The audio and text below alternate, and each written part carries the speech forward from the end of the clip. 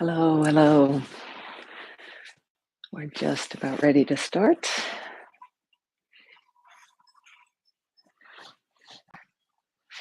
Welcome, welcome.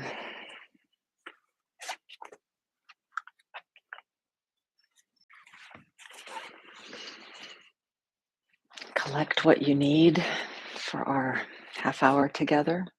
I always think it should be shorter, like 20 minutes, but it usually ends up to be a half hour.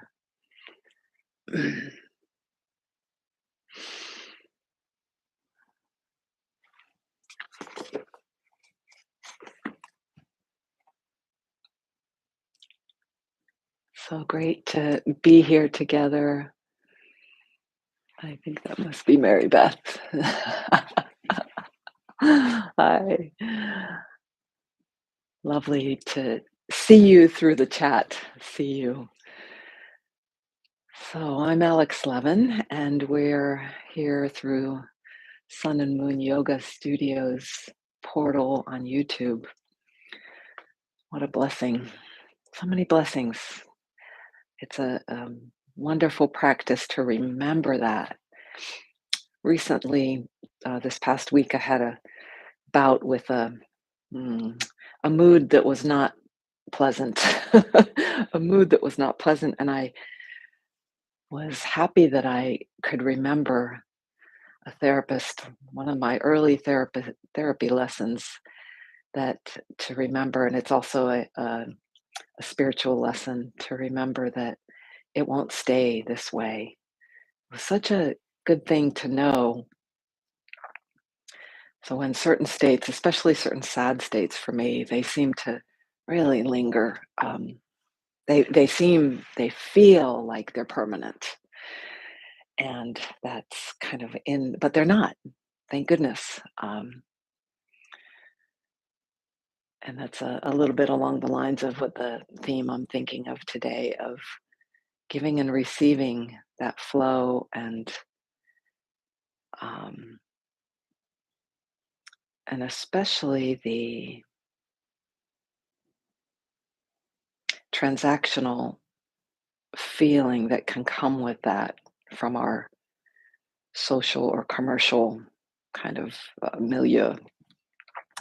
But another aside, kind of building on last week's topic, I believe it was sort of welcoming. One of the themes, yes, last week was the welcoming whatever comes, as Rumi's poem "The Guest House" points to, and that even and so that moment when I catch myself in that difficult emotional state, it was seemed a blessing and a benefit of this practice that I could just remember a little bit on the periphery that, this won't be forever. That in the moment you have that perspective from sort of from outside the contracted state, I'll call it the more limited, we feel like the more limited often is overtakes us. But the moment we can have that perspective from outside, there's the knowing that that's not all there is. There's more. And giving, receiving, there's I'm motioning to my heart center and reminding myself before I go on, let's get grounded. Let's arrive here together. I've already been steeped in my topic here, but useful for me to arrive as I've been busy gathering my space, making it, clearing what's the clutter, the cat toys, and being ready for this. Take a few breaths. I'll start with breath today instead of ground. Let's come to breath. Tie it in right to where I was saying this giving and receiving, our breath, our lungs, our heart, very central in a very physical, tangible way to feeling this never ending stream of giving and receiving. And you might like to let a couple of these breaths be a little deeper, finding a way to let them be pleasing the way you're taking the breath, the way you're releasing it, to feel the way the body can enjoy the touch of breath,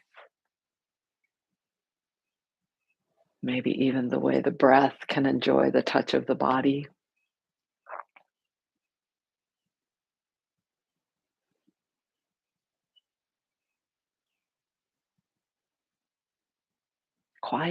The quieting that's required to really attend, to fully attend to this ever giving, ever life giving force.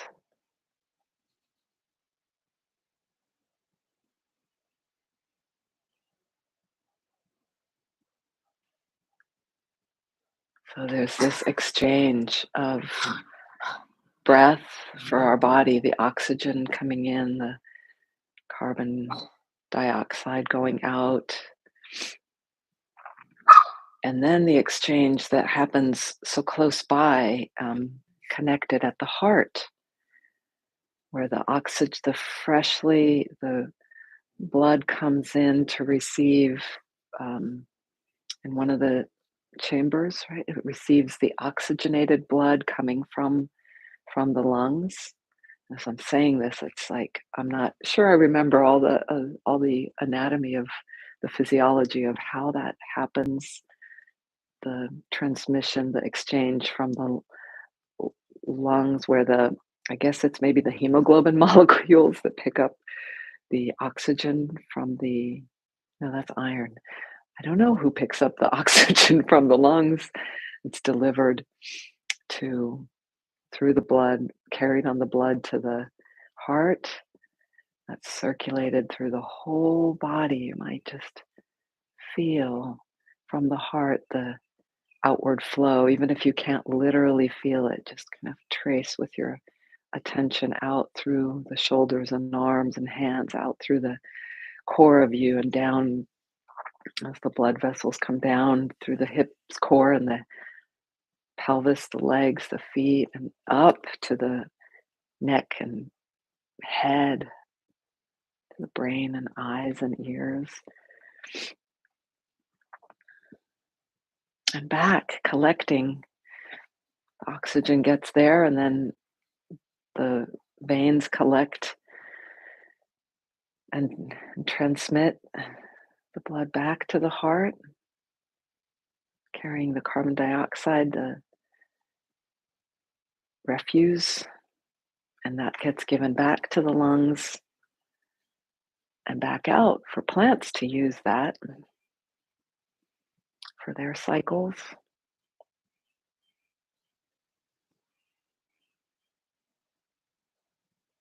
And so take note of how this little practice right here has maybe given you a sense of being more right here, less perhaps scattered or not here, but we weren't not here before. It's just how we're attending, how we use our perception. And so we might have already, through the doorway of the breath, come to feel the ground more into that doorway of, and let's turn our attention to that, to the right now, only available right now feeling of how maybe your pelvis is on whatever you're sitting on or lying down on. That affirmation of being held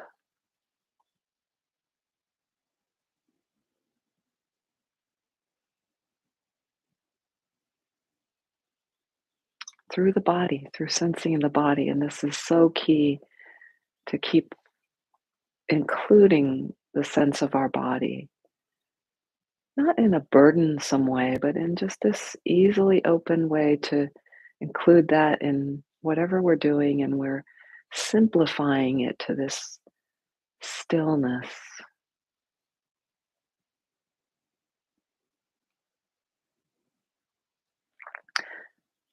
and and then sound, which is a code word. You can key into sound, but for me, my window here is open and I'm smelling some kind of baked good. I don't know how.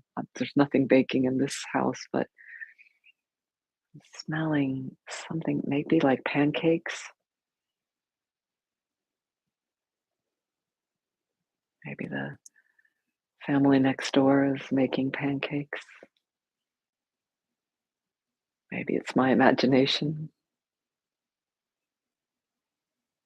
But again, a sense of receiving, even as I'm still, as my attention is more still, but just in this receiving mode.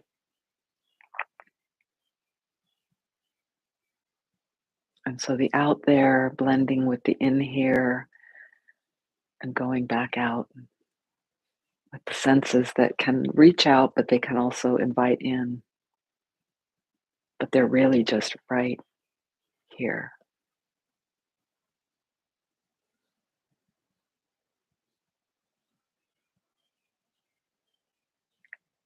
And I've been moving my hands and arms as I've been talking. But as we move toward our stillness, but we're going to take a little um, a movement, kind of a pose, really a mudra that have on the thumbnail. And this is a gesture that you might see in spiritual representations and in statues sometimes of this will be mirroring you, the right hand up in a way of like of sending a blessing out, and the left hand palm up, that right hand facing out, sending and receiving through. The left hand might be the more receiving one, and I'm totally forgetting the name of this gesture. Many of these gestures in Sanskrit called mudras are also thought to be circuits, so they're circuits of energy.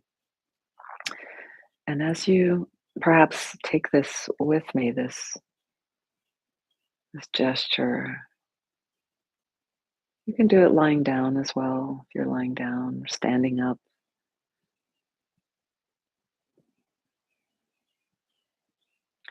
it's quite subtle, means that we need to attend to sense. And the more you might practice something like this, you may feel it more. Even you might even include the heart, sort of this is going from left hand, maybe perhaps receiving up through the arm, through the heart, flowing through our whole body as we followed, and then out through the right hand. The heart sentiments of maybe kindness, of well wishes.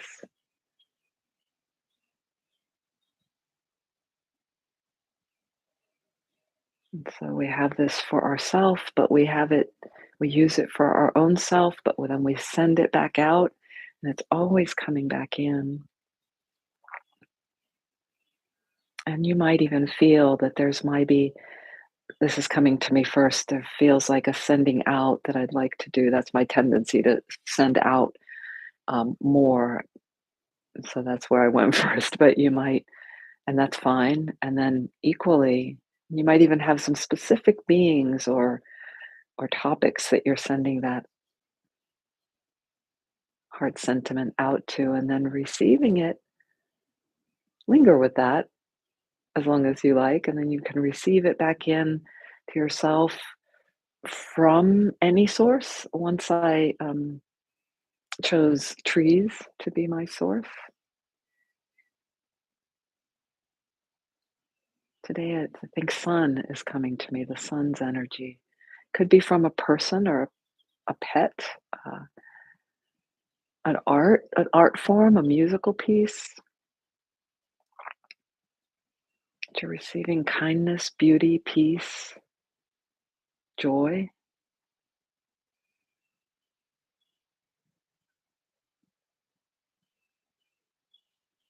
And you can linger with the receiving end or the giving end and node, we call it the node, and or you can just kind of flow, let your attention flow with this circuit.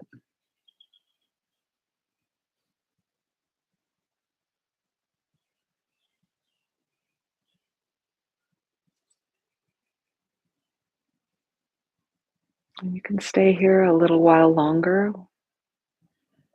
When you're ready, you can let your hands rest. Could be now or in a few breaths. And as you do attend, stay with the feel in your body through your senses.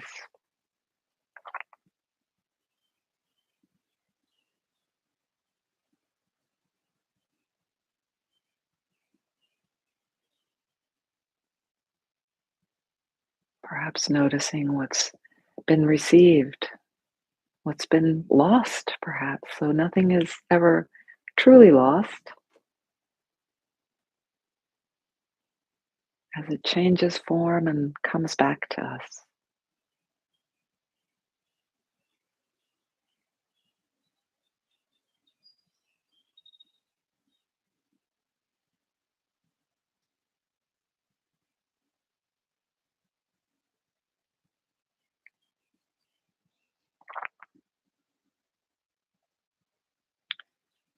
David White writes in his book Consolations on the word giving.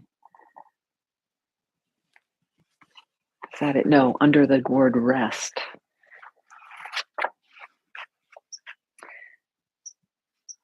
I'll read to you in a moment. Let's get ourselves, let's segue right into the stillness portion of our program for about 9 minutes, maybe 10 today.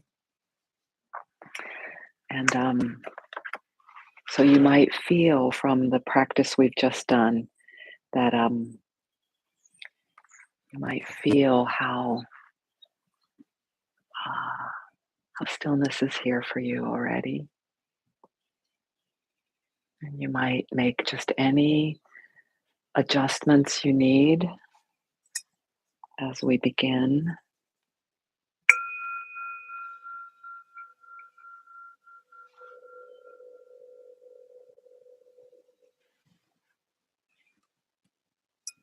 To set up for to succeed in stillness. We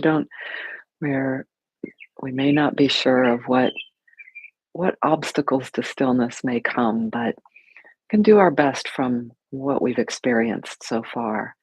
So having the right cushioning under your pelvis, for me under my knee as well, my one knee, and placing our hands where we intend or where it makes it comfortable for our shoulders and our upright spine if we're upright. Where we might, if you're lying down, perhaps you may need some comfort of your hands on your body. And even if you're sitting, you may find that just by where you need the placement of this giving, receiving.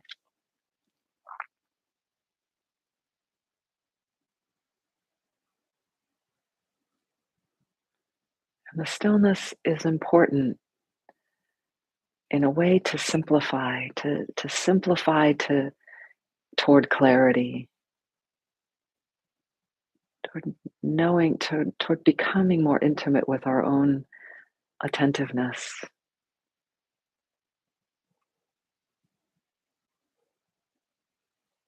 Breath, sound, ground, all tethers we can reach out to or note that they're here for us as we feel ourselves drifting away from where we think we are or where we'd like to be.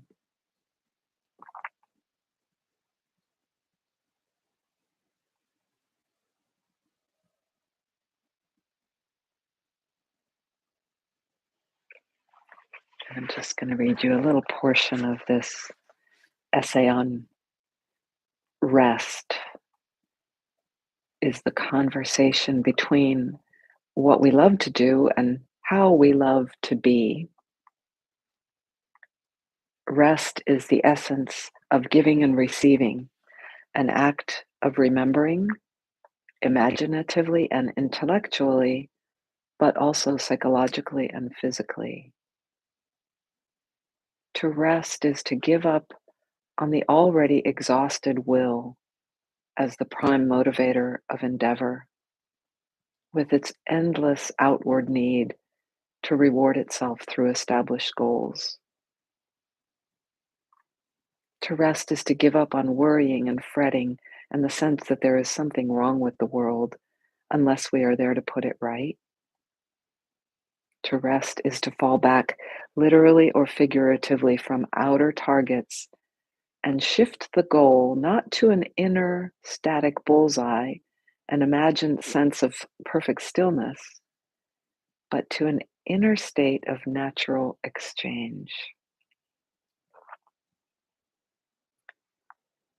The template of natural exchange is the breath, the autonomic giving and receiving that forms the basis and the measure of life itself.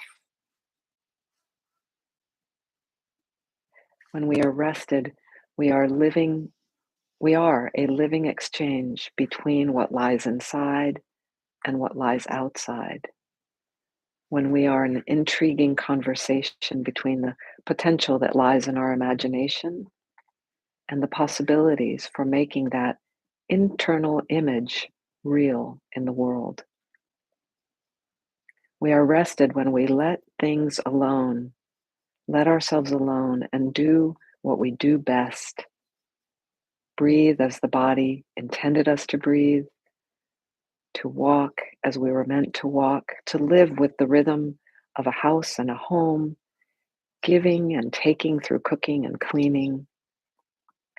When we give and take in an easy foundational way, we are closest to the authentic self and closest to that self when we are most rested. To rest is not self indulgent.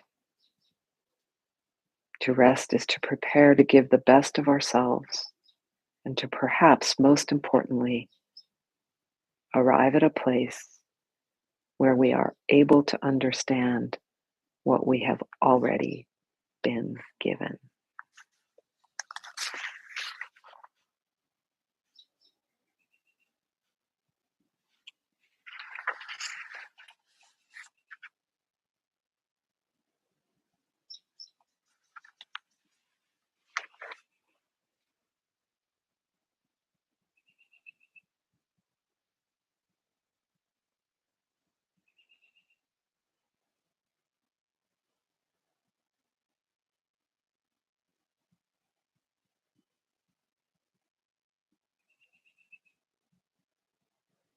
There was a lot there in those words,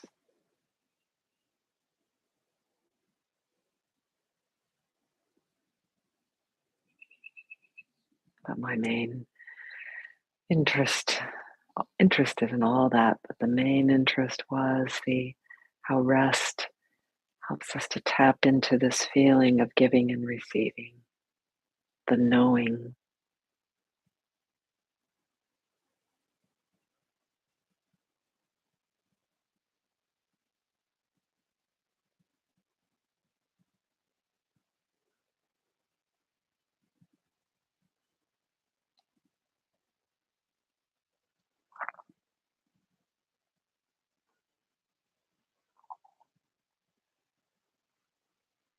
And it's not formulaic, it's not um, just repeated. This giving and receiving is more like a river and the ocean and then the evaporation, the cycle, even though it's the same water molecules, H2O,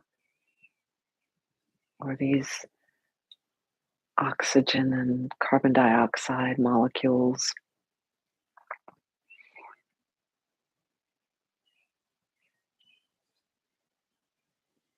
those very essential building blocks are the same, but the patterns and expression is different every time. Every breath we take in is a little bit different, just like the uniqueness of a snowflake,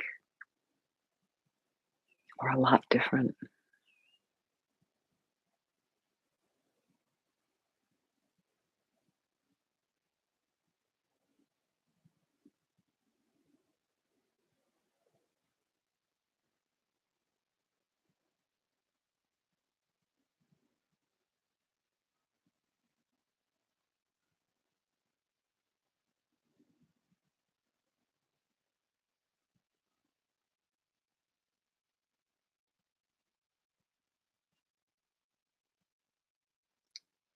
And perhaps most importantly, to fully realize and understand what we have already been given.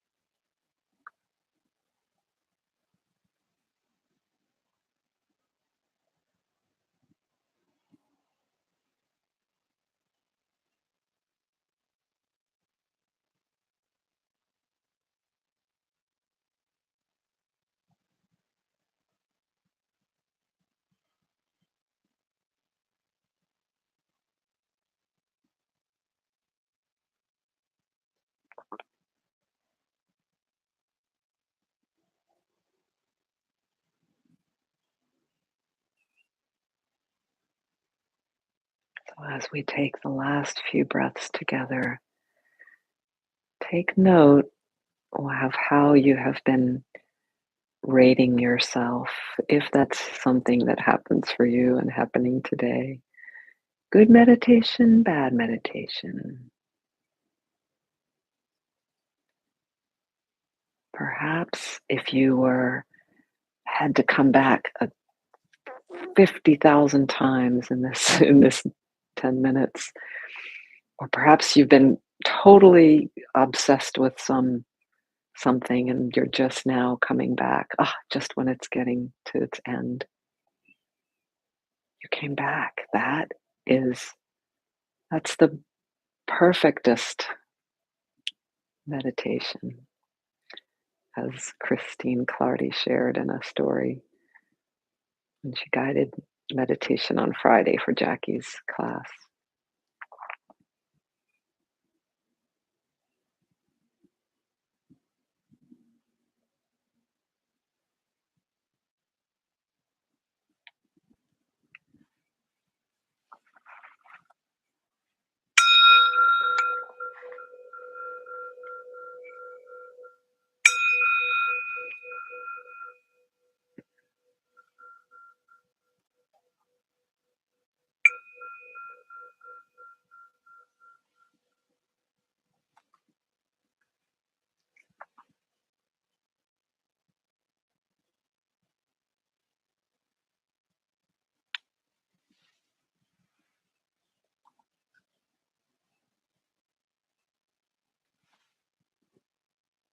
Thank you for joining me, for supporting me in this practice that I love and I'm challenged to do at the same time.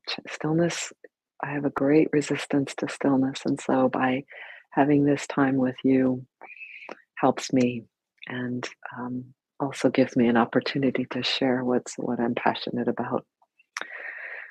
So I'm tempted to share a little story of how this topic today is helping me, and maybe you have a similar thing. So as we take this from this time together in our practice to out to real life, all of it's real life. But as we do that, um, is I'm seeing an exchange that I'm involved in, as I think there's used that word transactional a little before. I feel there's a correct formula for me to respond or to engage, and I'm feeling some resistance on my side. And this today, contemplating this and holding the space together has helped me I'm not sure I have the solution, but I know that I could do it freshly. I can do something different. I can allow a little space, and I feel some inspiration is coming for me to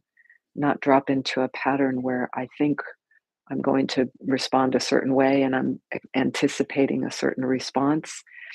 And I'm going to be a little courageous to try something new. And this, as obvious as that sounds, often it's hard to break out of our usual relational patterns. So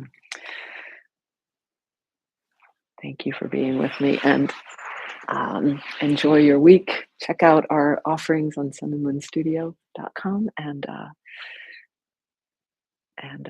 yeah, happy Memorial Day weekend. I'm feeling a little pensive about it, as my dad was a veteran, as I have several in my family, and just on the broader spectrum of goings on in the world, all the conflicts and all the people at war and who have lost their lives, or families and friends who have lost others. And then as I was reminded from a news article this morning, those who are still unsure of where they have lost their loved ones.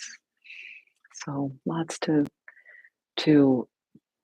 ponder, to open to give and receive, and also lots to gather together in the ways we do to support each other. Barbecues and Rolling Thunder, which is now called Rolling to Remember, is back this year in our DC area. Next time. Bye bye.